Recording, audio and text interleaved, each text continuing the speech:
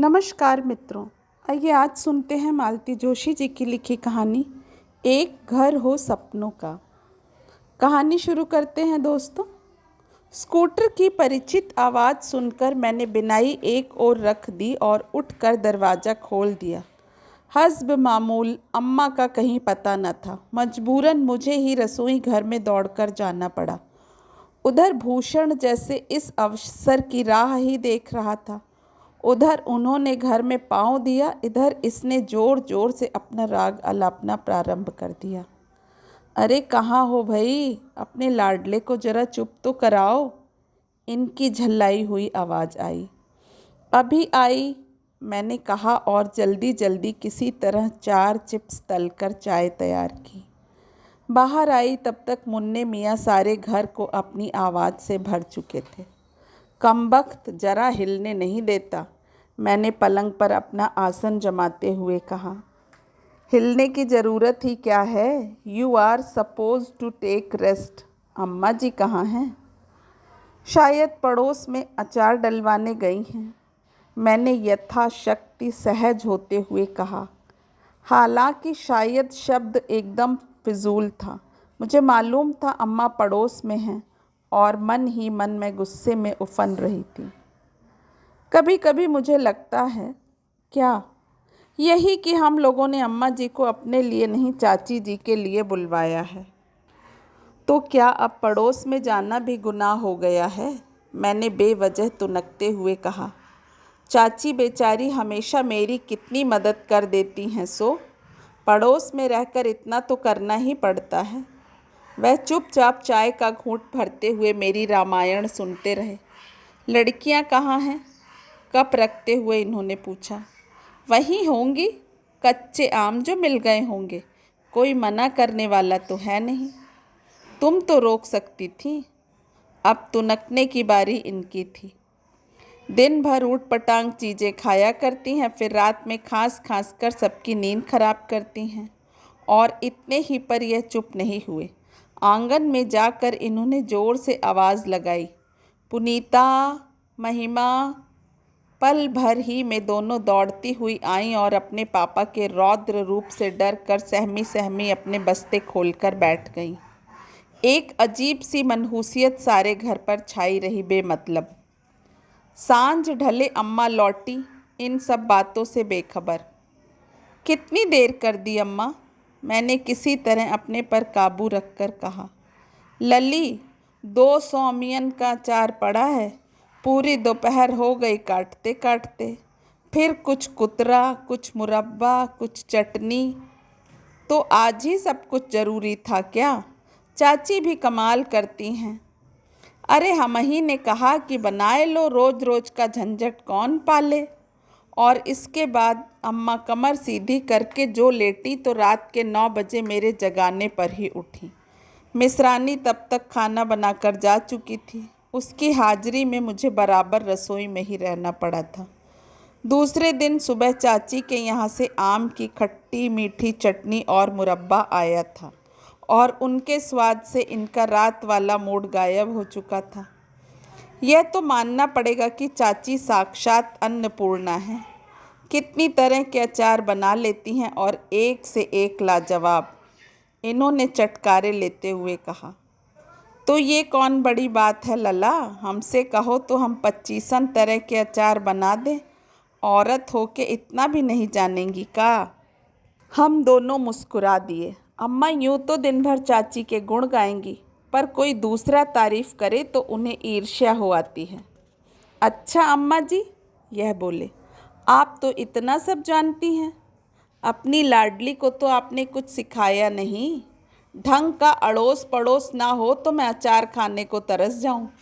मैंने बड़ी बड़ी आंखों से इन्हें घूरा, पर यह शरारती ढंग से मुस्कुराते रहे। अरे बेटा, वह बेचारी कहाँ से सीखे? अम्मा ने बिसूरना शुरू किया। बाप ने कभू 5 निबुआ तो लाकर दिए नहीं, दूसरे की गिरस्त में अपना क्या जोर। अम्मा देखो तो मुन्ना क्यों रो रहा है, अभी तो सुलाकर आई थी। मैंने किसी तरह अम्मा को रसोई से बाहर ठेलते हुए कहा। फिर बेमतलब मोहल्ले टोले की बातें ले बैठी, जिसमें अम्मा की बातें डूब जाएं। तुम्हें यह क्या हो जाता है अम्मा कभी कभी? इनके दफ्तर जाते ही मैं फट पड़ी। क्या हुआ री? कहाँ कहाँ की बातें ले बैठती हो। किससे कौन सी बात कही जाए इसका भी आपको होश नहीं रहता। गड़े मुर्दे उखाड़ने की भला क्या ज़रूरत थी? बात में से बात निकल ही आए है बिन्ना, और फिर लला कोई पराए हैं? अम्मा ने भोला सा मुंह बनाकर कहा। क्या उत्तर देती मैं? कैसे समझाती उन्हें कि सही बात मालूम होने से ससुराल में मेरी कितनी किरकिरी हो जाएगी। यहाँ तो सब लोग यही जानते हैं कि बहू इतने बड़े ज़मींदार की भांजी है। इसका एक भाई धनबाद की कोयले की खानों में बड़ा सा इंजीनियर है, छोटा भाई हवाई जहाज़ का पायलट। कभी मैंने इन्हें यह आभास नहीं होने दिया कि सारा बचपन मैंने मामा मामी के आश्रय में बिताया है। मेरे अफसर भाई भी उन्हीं की छत्र छाया में पलकर बढ़े हुए हैं, और मेरा कन्यादान भी मामा ने दान की भावना से ही किया था। पिताजी के रहते भी अनाथों का सा जीवन बिताया था हम लोगों ने।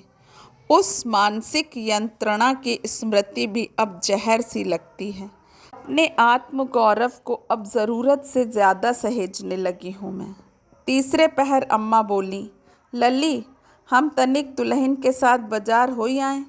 क्या लाना है? मैंने रूखे स्वर में पूछा। दुल्हन अपने तई धोती खरीदेगी, शादी में जाएगी ना। मन में आया था कह दूं आपको उनके साथ बॉडीगार्ड बनकर जाने की क्या ज़रूरत है, लेकिन कह ना सकी। जिस बाल सुलभ उत्साह से वे पूछने आई थी उसका लिहाज करना पड़ा। बाद में बड़ी देर तक मैं भुनभुनाती रही। यह भी कोई तरीका है? आप दिन भर दूसरों के यहाँ पहरा देती रहें, यहाँ मेरी लड़कियाँ भूखी बैठी रहती हैं। ये बेचारे चाय के लिए तरस जाते हैं। इनके आराम के लिए हमने मिश्रानी रख छोड़ी है, और आप देखो तो दिन भर दूसरों के यहाँ व्यर्थ में खटती रहती हैं।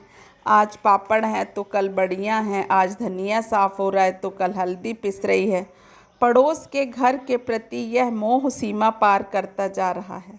कहाँ तो हम डर रहे थे कि इस जरा से क्वार्टर में अम्मा का दिल नहीं लगेगा।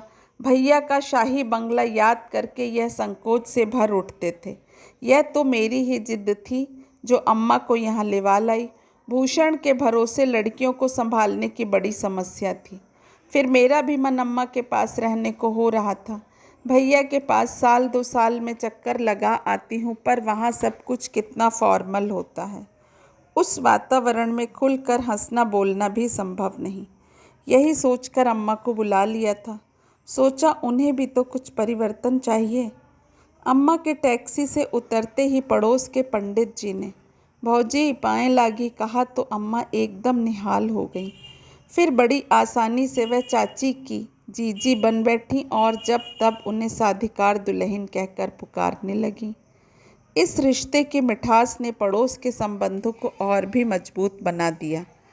अम्मा तो जैसे अपना सारा वात्सल्य उन्हीं पर उड़ेले दे रही थी, और लड़की दामाद होकर भी हम लोग इस दौड़ में बहुत पीछे रह गए थे।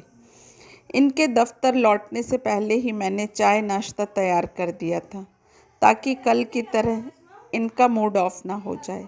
अम्मा जी कहाँ हैं? चाय पीते हुए इन्होंने पूछा। चाची के साथ बाजार गई हैं, शायद उन्हें कुछ कपड़ा खरीदना था। मैंने बतलाया और संभावित व्यंग्योक्ति का उत्तर देने के लिए तैयार होकर बैठ गई, लेकिन इनका मूड कुछ अच्छा था, अतः बोले, अम्मा को कुछ पैसे दे दिए थे ना, शायद वे कुछ खरीदना चाहें। उन्हें भला मेरे पैसों की क्या ज़रूरत? उनके बेटे उन्हें नोटों की गड्डियाँ देते रहते हैं, मैंने दर्प से कहा। पर सच तो यह था कि मैं भीतर ही भीतर शर्म से सिकुड़ गई थी। जो बात यह सोच सके वह भला मेरे दिमाग में क्यों नहीं आई? गुस्से के मारे मैं बस इतना ही कह पाई थी उस वक्त, तांगा वांगा कर लेना, नहीं तो चाची के साथ घिसटती फिरोगी, बाज़ार बहुत दूर है। दिन ढले वे लौटी और सीधे मेरे कमरे में। ये घर पर थे नहीं, लड़कियों को लेकर घूमने गए हुए थे। संकोच का कोई प्रश्न था ही नहीं। वहीं चाय बनी और बड़ी देर तक साड़ियों के रूप रंग की चर्चा होती रही। अम्मा का उत्साह और खुशी देखने लायक थी, जैसे कपड़ा उन्हीं के लिए आया हो। अच्छा बिन्नी, ये पड़ोस के लाला जी PWD में है ना? चाची के जाते ही अम्मा ने कहा। हाँ, क्यों? क्या तनख्वाह होगी? मुझे नहीं मालूम, तुम तो दिन भर बैठी रहती हो चाची के पास, पूछ क्यों नहीं लेती? अम्मा कुछ क्षण विचार मग्न बैठी रहीं। कुछ देर पहले वाला उल्लास जाता रहा था। तेरे बाबूजी भी PWD में थे ना? क्या पता, बाबूजी की नौकरी से हम लोगों का वास्ता ही क्या था, मैंने रुखाई से कहा। बचपन की ढेर सारी कड़वी यादें मन में उग आईं। इसी नौकरी पर थे तेरे बाबूजी, पर कभी शौक से एक रुमाल भी ना खरीदा हमने। दुल्हन को देखो, 4-4 धोतियाँ एक साथ ले डाली। अम्मा का स्वर ऐसा था कि मुझे दया हो आई। सांत्वना सी देते हुए मैंने कहा, वे भी कोई साड़ियाँ हैं अम्मा, मैं तो उनके सामने यूं ही तारीफ कर रही थी, वरना तुम्हारी हर साड़ी उनसे कीमती है। ये जो साड़ी तुम पहने हो जानती हो, पूरे 70 की है। भैया लखनऊ से लाए थे मेरे सामने। अम्मा बड़ी देर तक सफ़ेद लखनवी चिकन की अपनी साड़ी को उलट पुलट करती रही, फिर बोली, अब 100 की भी पहन लो तो क्या, जब पहनने का मन था तब तो उतरन पुतरन पे ही काटी। आंसुओं से भीगा अम्मा का यह वाक्य बड़ी देर तक मेरे मन को मथता रहा। अपना अभिशप्त बचपन आंखों के आगे घूम गया। बचपन की उन स्मृतियों में बाबूजी की भूमिका खल पुरुष की सी थी। याद पड़ता है तो यही कि अम्मा जब जब तीनों बच्चों को लेकर बाबूजी के दरवाजे पर जा खड़ी हो जाती, सफ़र की थकान के बीच भी हम लोगों के मन में घर लौटने का उत्साह होता। घर हमेशा सपाट और वीरान मिलता, ना बर्तन, ना बिस्तर, ना खाने का सामान। अम्मा हर बार नए सिरे से घर को चमकाती। हम लोगों का दाखिला नए स्कूल में कराया जाता, लेकिन यह सब नाटक थोड़े ही दिन चलता। मामा जी की दी हुई पूंजी समाप्त होने लगती और एक बार फिर हम सबको लौटना होता अपने ननिहाल। बाबूजी ने तो आने पर ना तो हमारा स्वागत करते, ना जाते हुए ही उनका मन भारी होता। उनके तो लोक परलोक जैसे बस बोतल से ही बंधे थे। हम लोग शर्म से बचते हुए पिछले दरवाजे से प्रवेश करते। छोटी मामी मुंह में पल्लू दबाकर कहती, जीजी हो, ननंद रानी आ गई। आटे सने हाथ लेकर बड़ी मामी दौड़ी दौड़ी आती और कहती, अरे अब की तो बड़े दिन लगा दिए ससुराल में। अम्मा गुमसुम बैठी रहती। 2-4 दिन उनका यही रूप रहता, फिर धीरे धीरे रसोई में, गायों के बाड़े में, कुएं पर, सब जगह वे फिरकनी सी घूमने लगती और मामी लोगों को आराम हो जाता। फिर किसी दिन किसी बात पर उनके स्वाभिमान को ठेस लगती और वह मैं लाव लश्कर पति के दरवाजे पर जा पहुंचती। फिर किसी ऋतु चक्र की तरह अम्मा का यह आवागमन भी अबाधित रूप से चल रहा था। कुछ ज़्यादा समझने की उम्र नहीं थी, फिर भी यह बात खटकती थी। मौसी लोग आती हैं तो आराम से बैठी रहती हैं। उनके लिए, बच्चों के लिए नए नए डिज़ाइन के कपड़े बनते हैं। जाती हैं तो साथ में मेवे, मिठाइयों के, फलों के टोकरे जाते हैं। हम लोगों के हिस्से में यह सत्कार, यह सम्मान कभी नहीं होता। और एक बार इसी तरह हम लोग विदा हो रहे थे, तब मामा जी ने गुस्से में कहा था, बसंती, तेरी जो मर्जी हो कर, लेकिन इन लड़कों की ज़िंदगी बिगाड़ने पर क्यों तुली है? बार बार के आने जाने में इनकी पढ़ाई का सत्यानाश हो रहा है, यह तेरी समझ में नहीं आएगा। और सचमुच दोनों भाइयों को उन्होंने हमारे साथ नहीं भेजा था। उस बार अकेली मैं ही अम्मा के साथ गई थी। मुझे भी वहाँ जाना ज़रा अच्छा नहीं लगता था, खासकर वहाँ से लौटना मन में अजीब सी ग्लानि भर देता था। जैसे जैसे बड़ी होती गई, मैं स्कूल का, पढ़ाई का बहाना करके घर पर ही रह जाती, लेकिन अम्मा बदस्तूर जाती रहीं। पता नहीं किस सुख की आशा में वह दौड़ दौड़ कर वहाँ जाती। बाबूजी की बीमारी में तो पूरे 8 महीने वहीं रहीं और उनकी मृत्यु पर ऐसी बिलख बिलख कर रोईं कि उन्हें देख कर ही मुझे रुलाई आ गई थी। नहीं तो पिता नामक व्यक्ति के लिए तो मेरी आंखों से एक बूंद भी नहीं निकली थी। अम्मा की बात जैसे उन सारे दुखों को साथ जगा गई थी। 2-4 दिन बाद ही चाची अपने भतीजे की शादी के लिए अलीगढ़ चली गईं। जाते हुए वह अम्मा के पांव छूने आईं तो अम्मा ने अपनी सौगंध दिलाकर कहा, लल्ला से कहियो खाना यहीं खाएंगे, घर पर खटपटी करने की ज़रूरत नहीं। वे दोनों बेचारे मुंह ताकते रह गए। संकोच तो खैर था ही, पर मेरी रसोई में कभी कभार अल्लम गल्लम पकता था, उसकी खबर उन्हें थी। इसी कारण मैं भी इसरार नहीं कर पा रही थी। आखिर पंडित जी को ही उपाय सूझा। बोले, भौजी अब इस बुढ़ापे में मैं लड़की के घर का खाते क्या अच्छा लगूंगा। और मैं जो चल रही हूँ, तुम्हारी बात और है, तुम्हारे 2-2 लाल हैं, बिटिया का घर भर देंगे, मैं गरीब यह कर्ज कैसे उतारूंगा।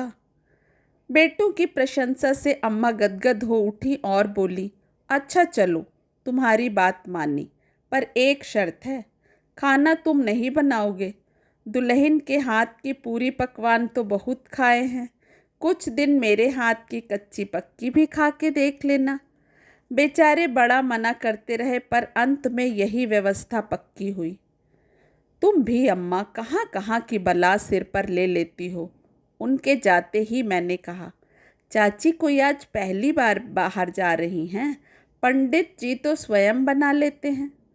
तो क्या हुआ लल्ली, 4 रोटियां हम ही सेक देंगे तो क्या है, बेचारे दोनों जने कितना आदर मान करते हैं, इतना तो अपन को करना ही पड़ेगा।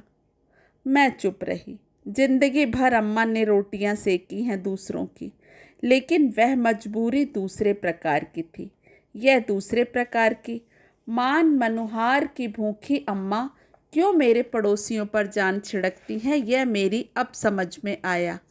पति से तिरस्कृत नारी की हर जगह दुर्गति होती है, चाहे ससुराल में हो चाहे पीहर में।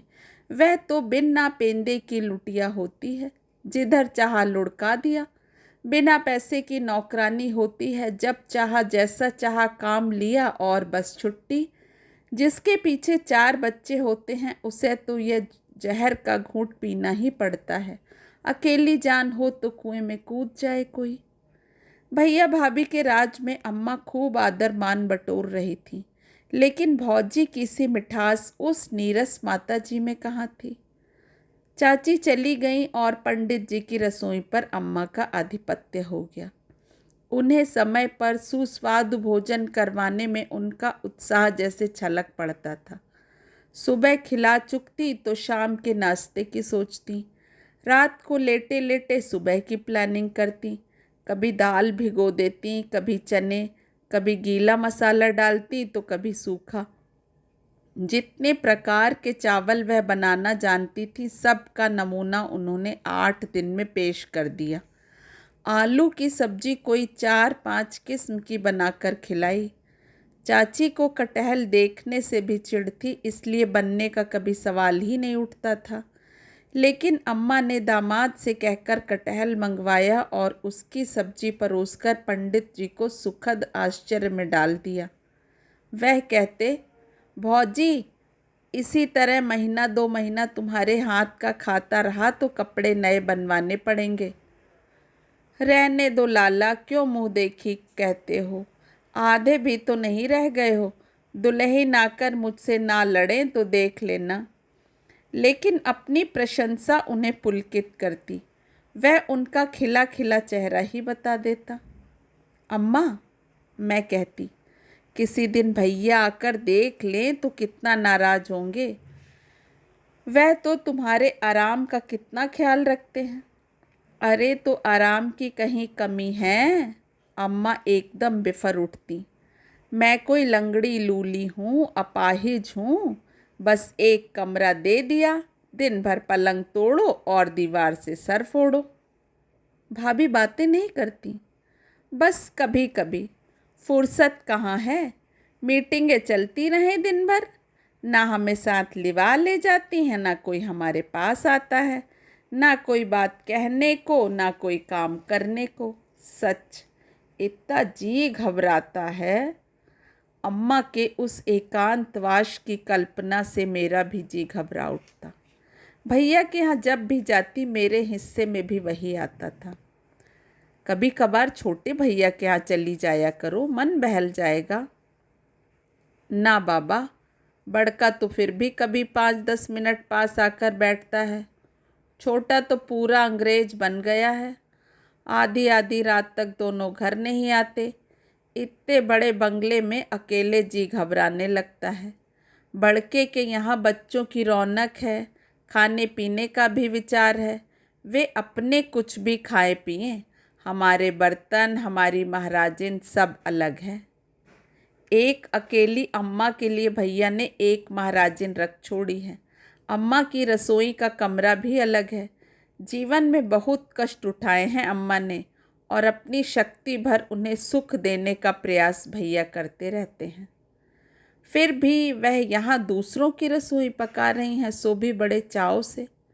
किसी को बनाकर खिलाने का, किसी से प्रशंसा पाने का नारी सुलभ मोह वे कैसे छोड़ दें। भैया के यहाँ तो वह किसी काम में हाथ नहीं लगाती।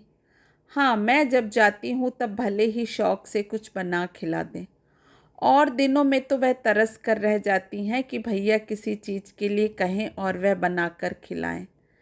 लेकिन उन्होंने कभी नहीं कहा कि अम्मा तुम्हारे हाथ की अमुक चीज़ खाए बहुत दिन हो गए। फिर उनका दोष भी क्या। खाने खेलने की उम्र तो दूसरे की देहली पर बीत गई। जो सामने आया कृपा प्रसाद समझकर खा लिया। अपनी कोई पसंद नापसंद जैसी चीज़ रही ही नहीं। माँ से किसी बात के लिए हट किया जाता है, यह बात उन्होंने जानी ही कब। तो अम्मा अपना चिर संचित शौक पूरा कर रही थी। इतनी भरी पूरी रसोई पर एक छत्र अधिकार उन्हें पहली बार मिला था। मेरा घर फिर भी लड़की का घर था। थोड़ा बहुत संकोच तो हो ही जाता है। सिर्फ खाना बनाकर ही उन्हें तृप्ति नहीं थी। कभी दाल लेकर बीनने बैठ जाती, कभी चावल, कभी किसी चीज़ को धूप दिखाती, कभी किसी चीज़ को।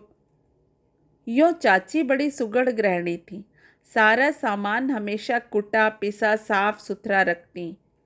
फिर भी अम्मा अपने लिए छोटे मोटे काम निकाल ही लेती।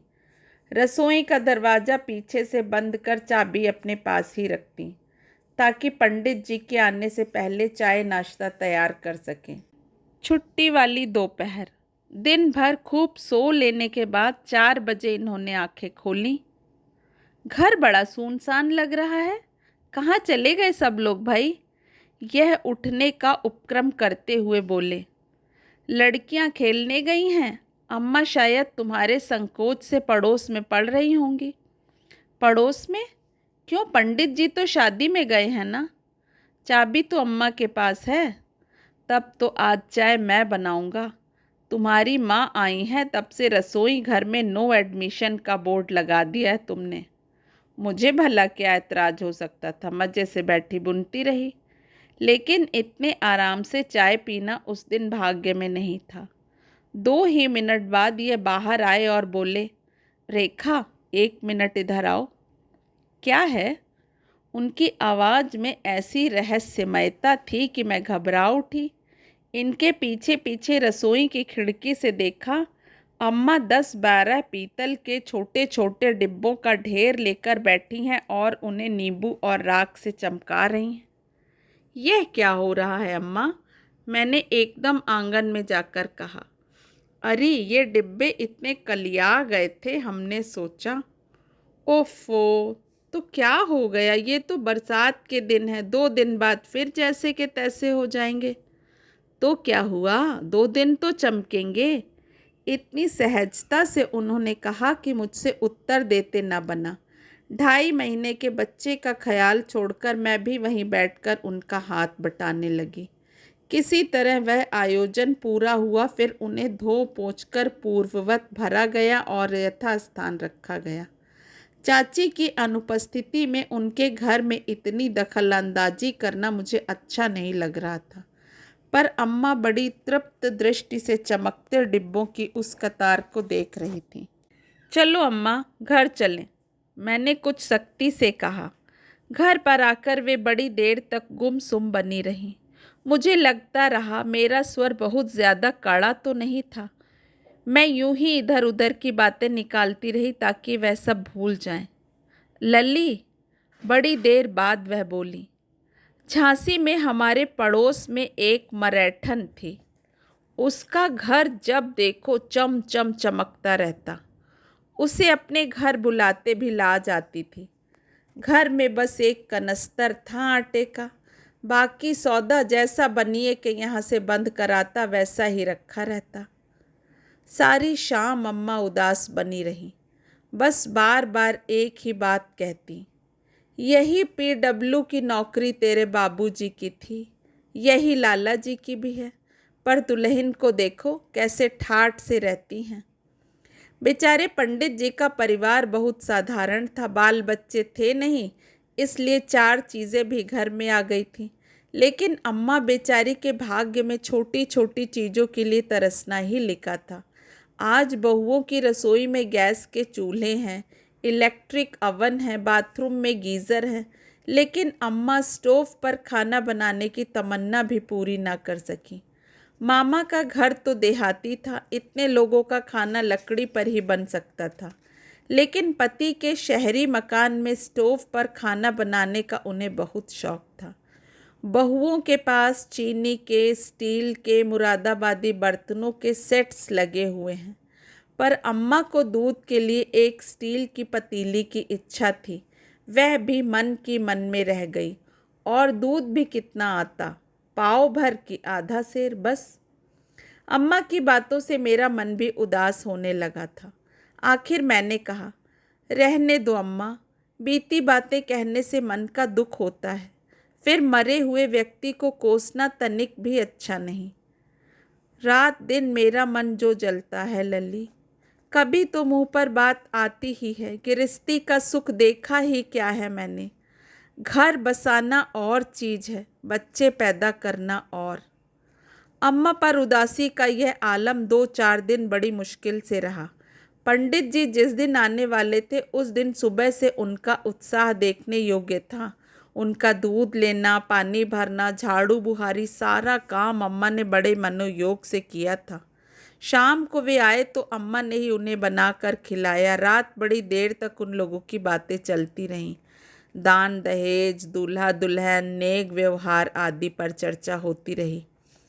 वहाँ जो कुछ सुनकर आई वह सब मुझे भी सुनाया गया, और यह सब कहते हुए उनका मन ऐसे उत्साहित हो रहा था मानो वह स्वयं भतीजे की शादी करके आई।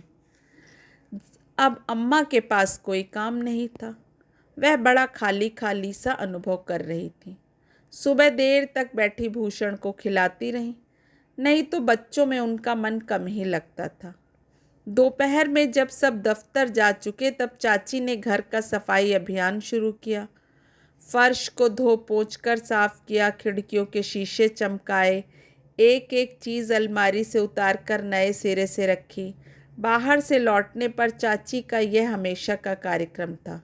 अपने साफ सुथरे घर पर उन्हें नाज था और इसके लिए उन्हें मेहनत भी कम नहीं करनी पड़ती। मैंने सोचा था इस बार कम से कम किचन उन्हें चाक चौबंद मिलेगा, कम से कम वहाँ उन्हें मेहनत नहीं करनी पड़ेगी। पर जब वहाँ भी उन्होंने डिब्बे, बर्नियाँ, टोकनी और सूप आदि उतारने प्रारंभ किए तो मुझसे नहीं रहा गया। चाची, अम्मा ने बहुत चौकसी रखी है आपके किचन की, जरा भी कूड़ा नहीं मिलेगा, और सारे डब्बे भी मांज कर साफ किए थे एक दिन। मैंने और चाची ने एक साथ डिब्बों की ओर देखा। बरसाती हरे काले धब्बे लेकर वे मेरा मुंह चिढ़ा रहे थे। जीजी ने बहुत किया है बिटिया, यह बता रहे थे। माँ भी क्या करेगी, ऐसी सेवा की है, पर अब उनकी उम्र भी तो नहीं है यह सब करने की, चाची ने सांत्वना सी देते हुए कहा। फिर दूसरे दिन चाची ने डिब्बों का उद्धार किया, तीसरे दिन कच्चे आंगन को लीपा, चौथे दिन। अम्मा मेरे आंगन में बैठी उदास भाव से देखती रहीं, और फिर अचानक एक दिन उन्होंने घर जाने की इच्छा प्रकट की। ऐसी क्या जल्दी है अम्मा? अब बिटिया के घर ज़्यादा रहें तो अच्छा थोड़े ही लगता है। एक ना एक दिन तो अपने घर जाना ही है। और मैं सोच रही थी, कहाँ था अम्मा का अपना घर? कब था? दोस्तों, आशा करती हूँ कहानी आपको पसंद आई होगी और प्लीज़ चैनल को सब्सक्राइब करना मत भूलिएगा। आपका बहुत बहुत आभार होगा इस कार्य के लिए। अगर मेरी कहानियाँ आपको पसंद आती हैं तो आप प्लेलिस्ट में जाकर अपनी कहानियाँ सुन सकते हैं, और अगर किसी कहानी की आप फरमाइश करेंगे तो मैं कोशिश करूँगी उसे पूरा करने की। आपका समय शुभ हो। कल फिर इसी समय मिलेंगे एक नई कहानी के साथ। धन्यवाद।